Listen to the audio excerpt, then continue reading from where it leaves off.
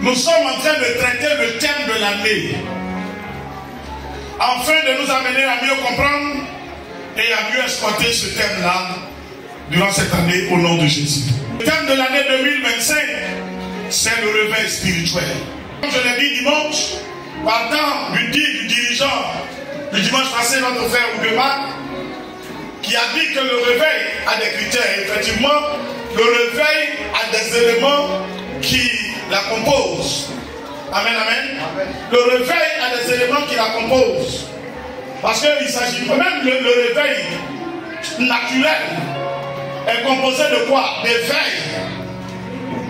Amen. C'est l'éveil qui fait le réveil. C'est-à-dire quelqu'un qui dort, qui arrive à se réveiller et à se maintenir comment? Éveillé. On dit un homme réveillé. Là où nous sommes tous des hommes et des femmes réveillés. Parce qu'on n'est pas en train de dormir. Amen, amen. On n'est pas en train de dormir. On s'est réveillé depuis 4 heures du matin. On a commencé à se préparer pour venir au culte. Et on est là, on a loué, on a dansé, le témoignage a été rendu, etc., etc. Ça ne se passe pas en sommeil. Ce n'est pas des choses qui se produisent pendant que les gens dorment. Non, non, non. C'est lorsqu'on est éveillé, lorsqu'on est réveillé. Donc, quand quelqu'un est réveillé, il y a des choses qu'il fait. La preuve, réveillé, on est venu à l'église. On n'est pas venu à l'église en dormant. On est venu à l'église réveillé, en étant éveillé. Alléluia. Donc, quelqu'un qui dit qu'il est aussi un homme ou une femme qui vit le réveil spirituel doit mettre certaines choses en pratique. Et depuis jeudi, je suis arrivé sur la prière. L'importance de la prière. Qui a écouté mon message de jeudi soir? Dieu sait tout. Dieu voit tout. Dieu connaît tout. Mais Dieu veut que tu le pries. Dieu sait tout, Dieu voit tout, mais Dieu veut que tu l'informes, que tu lui parles de ta vie. Amen, amen. Parce que j'ai réfléchi, j'ai vu que dans la vie, on prend le temps pour parler des choses qui nous tiennent à cœur. Donc, si ta vie te tient à cœur, comme Dieu compose ta vie avec toi, Dieu opère ton miracle avec toi, il veut donc que tu prennes le temps pour lui parler de toi. Ça, c'est le premier point. Deuxièmement, j'ai vu que dans la vie, on passe le temps avec des situations, dans les situations qu'on aime. Ceux qui aiment la télé prennent assez de temps devant l'écran. Ceux qui aiment les maris et les femmes prennent assez de temps avec ces personnes. On prend assez de temps pour travailler parce qu'on accorde une grande importance au travail. La prière, c'est passer du temps devant Dieu. Et le temps que tu passes devant Dieu démontre l'importance que Dieu a dans ta vie. Alléluia. Cela démontre l'importance que Dieu a dans ta vie. Dieu est omniscient, il est omnipotent. Il sait tout, il voit tout, il connaît tout. Mais il veut que tu prennes le temps devant lui. Partie des conditions de marche qui résultent le miracle. Le miracle. C'est pourquoi je dis ce matin l'importance de la prière. Parlant de l'importance de la prière, je vais te dire que la prière est tellement importante que Jésus-Christ lui-même, Jésus-Christ Dieu fait chair sur terre, Jésus a prié. Amen. La prière est tellement importante que Jésus-Christ, qui est Dieu, fait chair. Colossiens nous dit que Jésus est Dieu. Il dit qu'il est l'image du Dieu invisible, le premier-né de toute la création. En lui subsiste toute la plénitude de la divinité. Alléluia. Il est l'image du Dieu comment? Invisible. Donc si tu as vu Jésus, tu as vu Dieu. Si tu as vu Dieu, tu as vu Jésus. Mais Jésus, c'est Jésus là. Lorsqu'il était sur terre, il a prié. Est-ce que tu m'entends? Toi tu joues avec la prière, toi qui dédies la prière. Je te dis, tu fais mal. Tu ne peux pas vivre le réveil sans avoir une vie de prière. J'avais parlé le dimanche. Les entités démoniaques ne peuvent pas se prier devant toi si tu n'as pas une vie de prière. Passer du temps dans la prière, c'est être en communion avec Dieu. C'est être en intimité avec Dieu. C'est présenter sa vie au Seigneur. C'est informer Dieu de ces situations qu'on vit. Et s'est demandé son intervention. Alléluia. Parce que rien ne doit se réaliser pour nous chrétiens que ce que Dieu veut. Ce que nous voulons vivre, c'est la volonté de Dieu. Je veux me marier parce que Dieu dit de me marier. Je veux bien éduquer mes enfants parce que Dieu dit que celui qui prétend être évêque, qui prétend servir, sache éduquer, tenir sa propre maison. Donc je veux bien éduquer mes enfants parce que c'est ce que Dieu veut. Alléluia. Je veux travailler parce que la Bible dit que celui qui ne travaille pas ne mange pas. Il dit tu ne voleras point. Si je ne travaille pas, c'est que je suis obligé d'aller voler ou de quémander. Or Dieu m'a donné les 10 doigts. Quémander, ce n'est pas glorifier Dieu. Travailler, manger la sueur de mon front, c'est mériter et c'est glorifier Dieu. Donc je veux travailler. Dieu parle de la prière. Regardez ce que la Bible dit ici.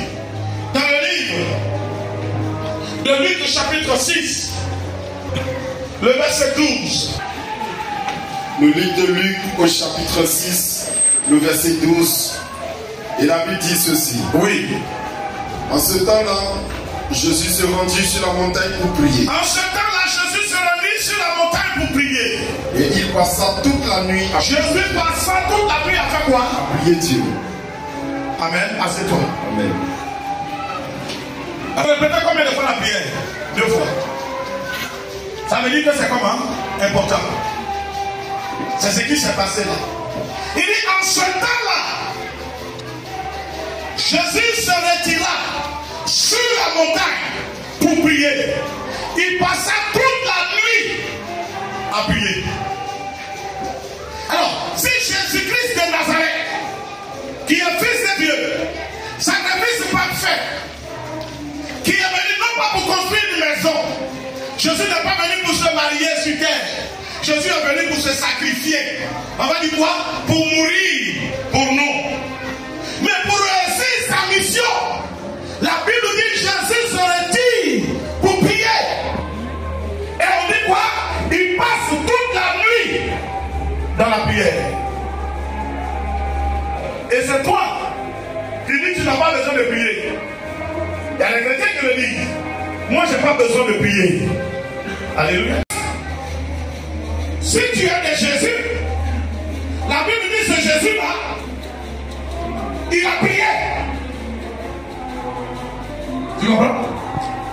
La prière est importante. Pourquoi? Parce que celui qui prie rentre en contact avec Dieu. Il rentre en contact avec Dieu pourquoi? Pour déclencher le surnaturel. Or, tout ce qui se réalise ici-bas tire son origine du spirituel. Le culte que nous sommes en train de faire ce matin-là a déjà été fait dans le spirituel. Alléluia. Dieu, sachant cela, a déjà réalisé tout ce qui, les résultats. Et les résultats que ce culte va donner dans cette semaine, n'est-ce pas, sont en train d'être programmés déjà. Alléluia. Alléluia. Vous savez que tout dépend du spirituel. Tout est lié au spirituel. Or, le spirituel bouge par la prière. La prière adressée à Dieu ou la prière adressée à des démons. Parce que ceux qui font les incantations, eux aussi prient. Mais seulement la prière n'est pas adressée à Jésus. Beaucoup de personnes prient. Quand tu demandes, ils disent, je suis allé faire la prière. Mais est-ce qu'il a prié au nom de Jésus? Non. Nous, notre prière, Jean 14, verset 14 dit d'adresser notre prière à Dieu, n'est-ce pas, dans le nom de Jésus. Merci, ancien. Le jeudi passé, fais de la prière la solution aux situations qui sont dans ta vie. Fais de la prière la solution. Il n'y a pas de situation sur laquelle tu vas t'arrêter pour parler à Dieu et puis ça va rester. Toute situation qu'on apporte devant Dieu, Dieu apporte une solution. Jésus priait avant de sortir. Quand on dit qu'il faut prier avant d'aller au travail, regardez dans le livre de Marc, Marc chapitre 1, verset 35. Alléluia. 35, il dit quoi? Verset 35. Marc 1, 35. Marc chapitre 1. Oui. Vers le matin. Vers le matin. Pendant qu'il faisait encore très sombre, il se leva. Jésus se leva. Et sortit pour aller prier. Il sortit pour aller faire quoi? Pour aller dans un lieu désert. Dans un lieu désert. Où il pria. C'est écrit ou c'est pas écrit? Amen. Il dit c'est écrit ou c'est pas écrit? Amen. Il dit quoi? Vers le matin. Amen. Pendant qu'il faisait encore très sombre. Très sombre. Il se leva. Jésus se leva. Et sortit pour aller. Il sortit pour aller dans un lieu de désert. Et il fit quoi? Où il pria. Où il pria. Amen. Amen. Et dans la journée, il y a quoi? Les activités. Amen. Donc avant que Jésus n'aborde la journée, la Bible il fait quoi? Il se retire pour prier. Donc j'ai pris le temps de réfléchir. Tout ce qui vient d'en haut apporte du bon résultat. Quand le soleil sort, le soleil n'apporte pas des problèmes.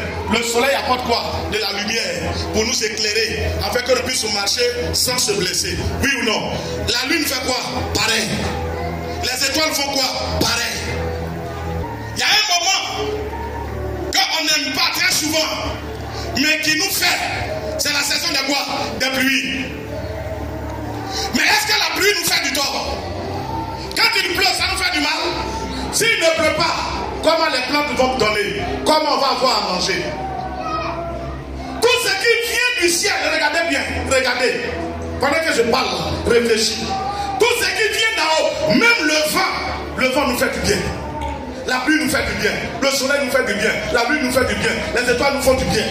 Tout ce qui vient d'en haut nous fait du bien. Donc si tu lances ta prière en haut, au Dieu des cieux, au Dieu qui règne dans les cieux, ce qu'il va venir, ça ne peut pas te détruire, mais ça ne pourra que te construire. Ça ne pourra que te bâtir. Ça ne pourra que te faire avancer.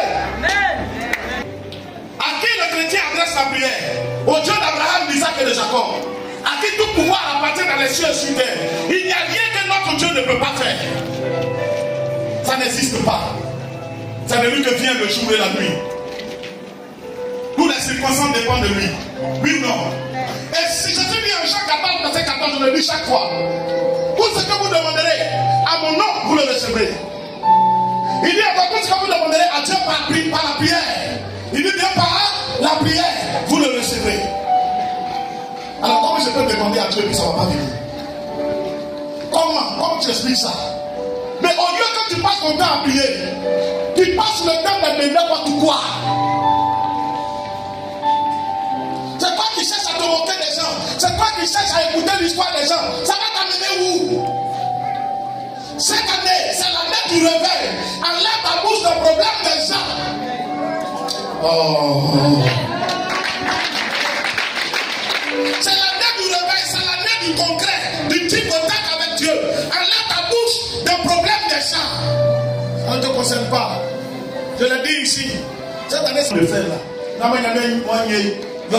C'est ce que Dieu me demande de faire. C'est ça qui est pour moi. Quand on va arriver au ciel, la Bible n'a pas dit qu'on vous dira. Il dit on te dira. On te dira. Sois le bienvenu. Fidèle. Fidèle. Fidèle. Donc c'est pour moi là qui m'intéresse. Quelqu'un te rend visite. Pendant que vous êtes en train de poser, de vous édifier. Et puis il dit, attends, je t'ai rien dit. Tu as vu le frère Faïlo? J'ai dit le monsieur là même vraiment, il faut laisser. Il va continuer, il faut le laisser. Tu as dit bien le frère, non? S'il a fait quelque chose, il faut prier pour lui. Il faut laisser. Mais, tu sais, la dernière fois, la prédication m'a touché. La Bible dit ça. Je veux qu'on profite du temps là. On va prier. Quand tu as fait ça une fois, deux fois à quelqu'un, il va plus faire la casse-mandie chez toi. Il y a des gens, je dis, tu n'as pas besoin d'ouvrir la bouche pour les parler. Le fait qu'ils te font du tort, ils vont payer pour ça. Alléluia. Alors je termine. Éphésiens chapitre 6, verset 18. Voilà ce qu'il dit et nous allons prier. Verset 18. Oui. Du chapitre 6 d'Éphésiens. Oui. Faites en tout temps et faites en tout temps par l'esprit toutes sortes de prières. Il dit faites en tout temps par l'esprit toutes sortes de prières Et de supplications. Veillez à cela avec une entière persévérance. Et priez pour tous les saints. Amen. Quand je toujours parle de prière, c'est important. Jusqu'à ce que tu rentres dedans. Jusqu'à ce que tu dois me dire, papa, il y a quelqu'un qui m'a salué et puis il est tombé. Alléluia. Il dit faites par l'esprit toutes sortes de prières. Toutes sortes de prières. Veillez avec une entière persévérance. Dans important. Tellement c'est important. Tu vas déposer ce que tu as en main. Et tu vas demander au Seigneur, donne-moi une vie de prière.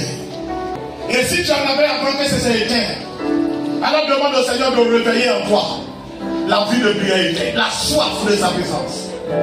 Alléluia. Ce matin, quelle est ta situation? Si tu avais une vie de prière éteinte, nous sommes dans l'année du réveil. Ne tiens pas comme des voisins. Si tu te sens gêné, prie dans ton intime, prie dans ton bateau, Dieu entend tous les langues. C'est lui qui a créé. Demande au Seigneur de te réveiller. Quand le feu est éteint, sois réveillé. Quand le feu est éteint, sois réveillé. Si tu n'en as pas dit au Seigneur, donne-moi, fais-moi du manteau de la prière.